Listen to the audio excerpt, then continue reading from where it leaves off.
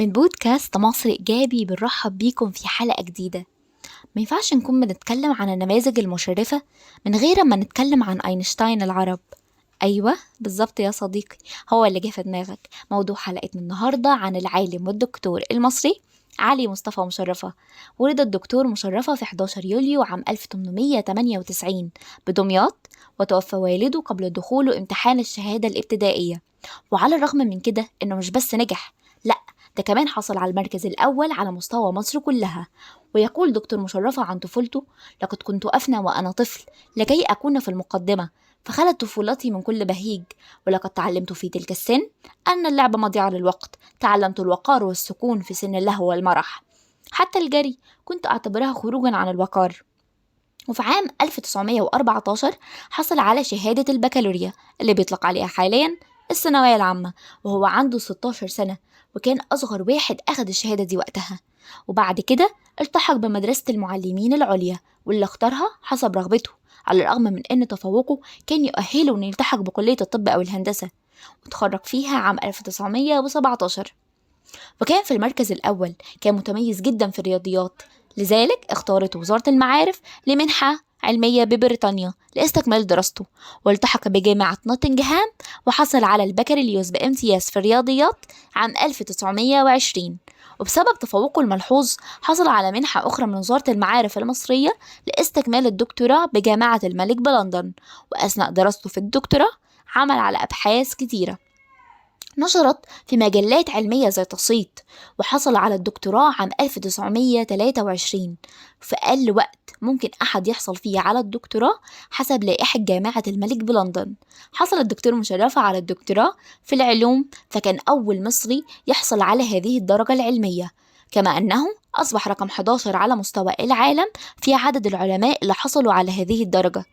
عاد الدكتور مشرفة إلى مصر عام 1925، وعين أستاذ للرياضيات التطبيقية بكلية العلوم جامعة القاهرة، وليس بروفيسور، لأن أقل سن للتعيين كبروفيسور وقتها هو 30 عام.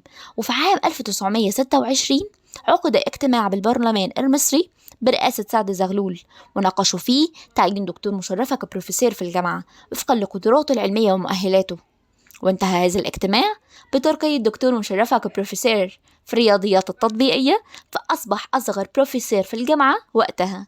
وبعدها ب10 سنوات اختير كعميد للكلية، وانتخب للعمادة 4 مرات متتالية. وفي عام 1936 تم تعيينه كأول عميد بكلية العلوم جامعة القاهرة، وهو في 38 من عمره، وظل عميد لها حتى وفاته عام 1950. وانتخب في ديسمبر عام 1945 كوكيلا للجامعة، وعين أستاذ ذائر لجامعة برنستون الأمريكية. وعن إنجازاته دارت أبحاث دكتور مشرفة حول إيجاد مقياس للفراغ، حيث كانت هندسة الفراغ المبنية على نظرية ألبرت أينشتاين تتعرض فقط لحركة الجسيم المتحرك في مجال الجاذبية. مش بس كده، ده يعتبر العالم المصري دكتور مشرفة أحد القلائل اللي عرفوا سر تفتيت الذرة الهيدروجينية، وكان معادية لفكرة استخدامها في الحرب، وكان أول من أضاف فكرة إن الهيدروجين يمكن أن تصنع منه القنبلة الهيدروجينية.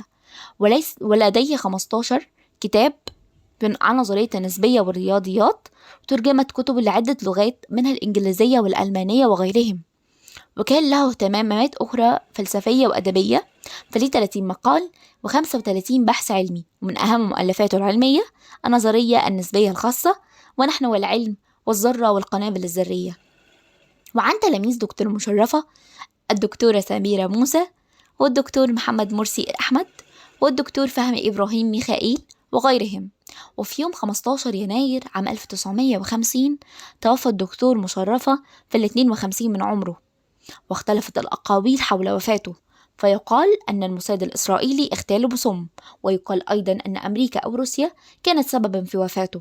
ولكن نفيت كل هذه الأقاويل من قبل أخوه عطية مشرفة في كتابه عن حياة مشرفة، وقال أن وفاته كانت طبيعية.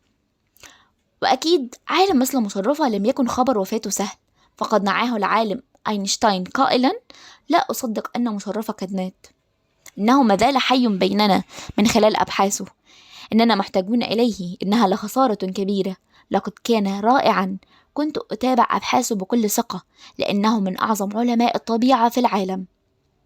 كما نعاه الدكتور طه حسين وزير المعارف حين في ذلك الوقت، حيث قال: أمثال مشرفة من النابغين النابهين الذين يرفعون ذكر أوطانهم والذين يضيفون إلى الكنوز الإنسانية في العلم والمعرفة. كانت حياة مشرفة حياة نبوغ، درس وبحث وقرأ وتعلم وسافر، واتصل بالهيئات الدولية بالخارج، فتكونت شخصية العالم. وقد صنع لنا تاريخا عظيما، وليس أقل من أن نخلد ذكراه ونهتم بتاريخه، مثلما تهتم الدول الأخرى بتراث علمائها وإنجازاتهم، وتحيي ذكراهم بتعظيم العلم وإنشاء مؤسسات بأسمائهم ونشر مؤلفاتهم على نطاق واسع. فعالمنا الجليل مصطفى مشرفة لا يقل أهمية عن أينشتاين وإديسون وبيل وموريس وماركوني ونيوتن وبيرد وغيرهم ممن أفادوا الإنسانية بمنجزاتهم العلمية.